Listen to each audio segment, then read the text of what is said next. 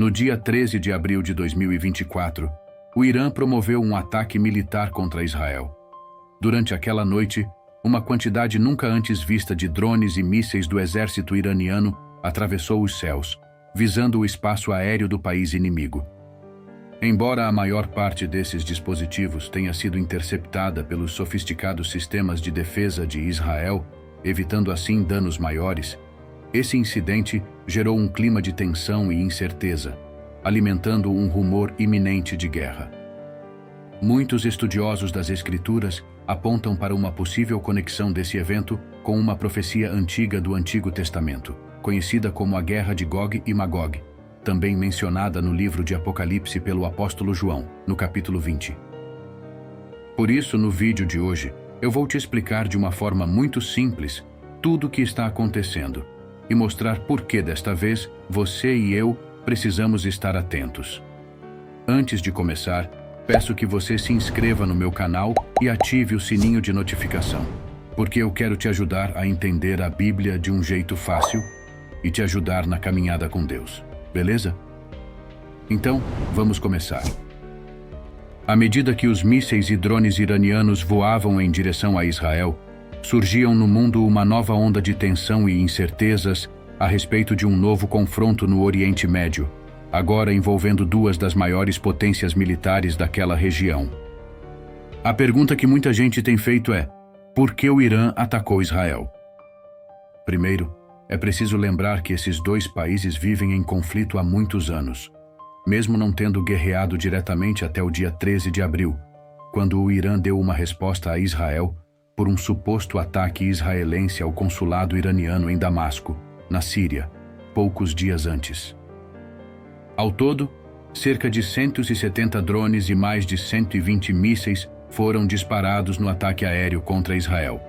No entanto, 99% deles foram interceptados pelos sistemas de defesa aérea de Israel e de seus aliados, e não houve maiores prejuízos nem registros de mortos. Mesmo assim, a situação continua tensa entre os países, e as decisões que o Gabinete de Guerra de Israel deve tomar nos próximos dias podem mudar o rumo de toda a humanidade. Isso não é exagero, irmãos, porque os membros deste órgão exigem que Israel faça o Irã pagar pelo que ele fez e já cobram uma decisão firme do primeiro-ministro e líder, Benjamin Netanyahu. Você pode estar se perguntando agora, o que isso tem a ver com a guerra de Gog e Magog na Bíblia? Bom, primeiro nós vamos entender do que se trata essa profecia. No capítulo 38 e 39 do livro de Ezequiel, o profeta teve uma visão onde nações lideradas por um homem chamado Gog, do território de Magog, se unem para atacar Israel. Nessa visão, o profeta vê Gog sendo puxado com anzóis em sua mandíbula para liderar essa aliança de nações, que incluem a Pérsia, que hoje é o Irã, Cush e Put, que são o Sudão e a Líbia, Gomer e Bet Togarma, regiões que atualmente fazem parte da Turquia e regiões que fazem fronteiras com a Rússia. A profecia também diz que essas nações atacarão Israel por pensarem que ela é uma terra fraca e desprotegida, cujo povo voltou a se reunir em seus montes depois de muitos anos vivendo em outras nações, exatamente como aconteceu a partir de 1948, quando a ONU aprovou a criação do Estado de Israel, fazendo com que aquela terra e aquele povo fossem reconhecidos mundialmente como uma nação. De lá para cá, Israel já sofreu inúmeros ataques de países vizinhos, inclusive de extremistas palestinos, que não reconhecem a sua independência. No entanto, nunca na história da humanidade Israel tinha sido atacado diretamente pelo Irã. Na sequência da profecia de Ezequiel, nós vemos que quando Gog finalmente invade Israel, Deus expressa sua fúria e entra em ação. Ele derrama sua fúria sobre aquela terra, incluindo terremotos, pânico entre os exércitos inimigos, doenças, chuva de enxofre e julgamento por espada, mostrando que ele é o Senhor da nação de Israel. A profecia não para por aí. Deus usa o profeta Ezequiel para descrever como será o terrível fim de Gog e de seus aliados. A derrota será tão grande que até mesmo as aves e os animais selvagens serão chamados para devorar os cadáveres, e as armas deixadas pelos exércitos derrotados serão usadas por Israel por 7 anos. Além disso, todos os corpos dos inimigos mortos serão enterrados em Israel, numa vala chamada Vale dos Viajantes, ao leste do Mar Morto, para limpar a terra.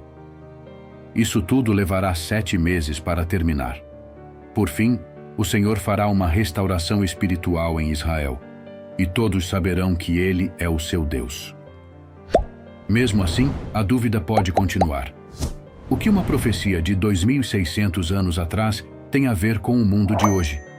Acontece, irmãos, que, como eu disse no começo, essa é a primeira vez que o Irã, a antiga Pérsia, faz um ataque direto a Israel. Isso é tão significativo que, caso Israel realmente revide aos ataques que sofreu, é muito provável que países aliados do Irã, como a Rússia, entrem nessa guerra. E é aí que mora o perigo, porque, segundo alguns pastores estudiosos, eles afirmam que Magog seria a Rússia e que ela é que lideraria esse ataque a Israel. Ou seja, irmãos, se a profecia de Ezequiel realmente estivesse se cumprindo neste momento, o mundo vai testemunhar uma guerra poucas vezes vista na história da humanidade. Jesus já nos deixou avisados que isso aconteceria.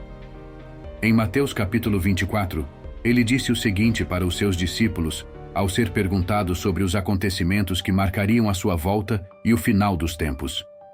Vocês ouvirão falar de guerras e ameaças de guerras, mas não entrem em pânico. Sim, é necessário que essas coisas ocorram, mas ainda não será o fim. Uma nação guerreará contra a outra e um reino contra o outro. Israel será atacada, mas Deus vai honrá-la, e mais guerras devem acontecer. E o que você deve fazer diante de tudo isso? Entregar a sua vida a Jesus, porque nós não sabemos o que será do futuro. Pode ser que o fim dos tempos e o arrebatamento não aconteçam nos próximos anos, mas quem garante que nós estaremos vivos pela manhã? E por falar em final dos tempos, Apocalipse capítulo 20 faz uma referência a Gog e Magog, mas essa profecia do apóstolo João, que foi entregue por Deus quando ele foi arrebatado quando estava na ilha de Patmos, não tem nada a ver com a profecia de Ezequiel. A profecia de João fala de um tempo futuro, 1000 anos depois da volta de Jesus e do estabelecimento do reino dele aqui na terra. Quando terminarem os 1000 anos, Satanás será solto da prisão e sairá para enganar as nações, Gog e Magog, em todas as extremidades da terra. Ele as reunirá para a batalha, um exército poderoso, incontável como a areia da praia. Depois dos 7 anos da grande tribulação, Jesus voltará à terra, destruirá o anticristo e o falso profeta, e prenderá Satanás por 1000 anos. Então, estabelecerá o seu reino aqui, e nós, os cristãos, reinaremos juntos com ele. No entanto, depois desse período, Satanás será liberto e enganará as nações chamadas Gog e Magog, que se reunirão nos montes e cercarão a cidade santa, que provavelmente será a Nova Jerusalém, onde todos nós iremos viver com Cristo para tentar um ataque final. Mas o Senhor fará cair fogo do céu e os derrotará pela última vez, lançando Satanás do inferno de uma vez por todas. Então, os mortos que não serviram a Cristo serão julgados segundo as suas obras. Uma dúvida que muitos cristãos têm é a respeito dessa última batalha. As pessoas costumam achar que ela é a batalha do Armagedon, mas não é. Na verdade, o Armagedon é descrito em Apocalipse capítulo 16 e faz parte da 7ª taça, da 7ª ira de Deus, que foi derramada sobre a terra. Ele é o confronto final entre as forças de Deus e as forças do Anticristo, marcando um tempo decisivo antes da volta de Jesus. Já Gog e Magog acontecerá depois da volta dele. A Bíblia diz: "E os espíritos reuniram todos os governantes e seus exércitos no lugar que, em hebraico, se chama Armagedon. O 7º anjo derramou sua taça no ar, e do trono do templo veio um forte grito: Está terminado! Então houve relâmpagos, estrondos e trovões, e um forte terremoto, o mais violento desde a criação da humanidade. A grande cidade Babilônia se dividiu em 3 partes, e as cidades de muitas nações tombaram. Deus se lembrou de todos os pecados da Babilônia, e a fez beber do cálice cheio do vinho de sua furiosa ira. Todas as ilhas desapareceram, e todos os montes foram arrasados.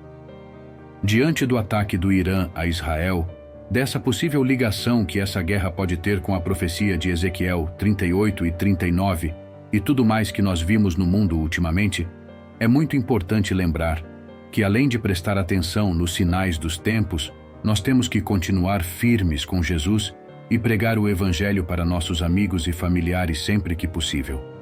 Por mais que tudo que esteja acontecendo hoje seja o início das dores, como Jesus disse, nós precisamos ter bom ânimo e não perder a fé, porque só assim poderemos mostrar às pessoas que existe uma esperança. Afinal, Cristo está vivo e Deus está no controle de tudo. Então, não adianta só ficar olhando para a TV, para a internet, procurando sinais do fim dos tempos. Você precisa olhar para dentro de si mesmo e ver como você pode obedecer à palavra de Deus, porque é isso que vai te fortalecer e te manter firme no caminho do Senhor, para não ser enganado. Enquanto nós percebemos rumores de guerras e possíveis sinais dos tempos, a coisa mais importante é como nós estamos vivendo o nosso dia a dia com Deus e como estamos ajudando os outros a receber a salvação eterna. Nosso papel é ser luz nas trevas, dando um bom testemunho, promovendo paz, esperança e amor em um mundo cheio de problemas. Amém. Se você gostou dessa mensagem, compartilhe com o maior número de pessoas. Vamos espalhar a palavra de Deus juntos. Que Deus te abençoe. Eu te espero no próximo vídeo. Um grande abraço.